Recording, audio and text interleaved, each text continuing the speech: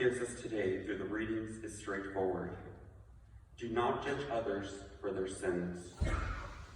It is always easier for us to see the sins of another without considering whether the other person knows that what they are committing is a sin. Most of us here today have been blessed with the opportunity to have received some type of catechesis that allows us to know what is morally right and what is morally wrong. However, many of the people that we encounter throughout our daily lives, including fellow parishioners, have not had the opportunity to receive such catechesis or teaching for no fault of their own. Rather than judging them for their sins, we are invited to exercise our Christian duty to correct and teach them while being loving and compassionate, just as God is loving and compassionate towards us. It's idealistic to believe that we are going to be able to correct and teach everyone whom we encounter. However, out of love for others, we must correct and inform those we are able to, such as our family and friends.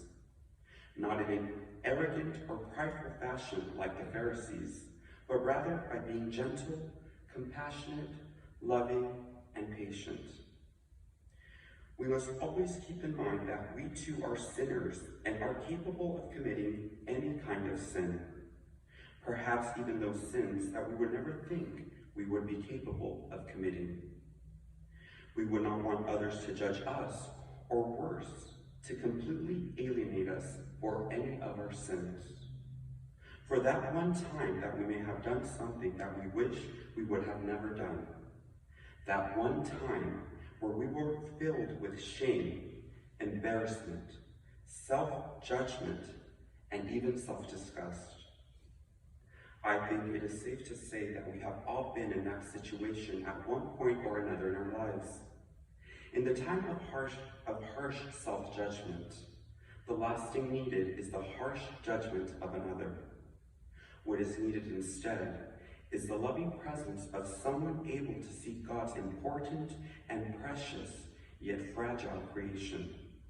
Someone who understands their own feebleness and thus can understand the feebleness of another.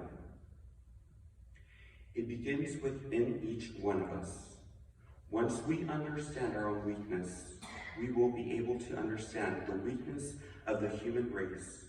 And rather than looking at others in a judgmental way for their sins, we may be able to be more merciful and view others with compassion, understanding, and love.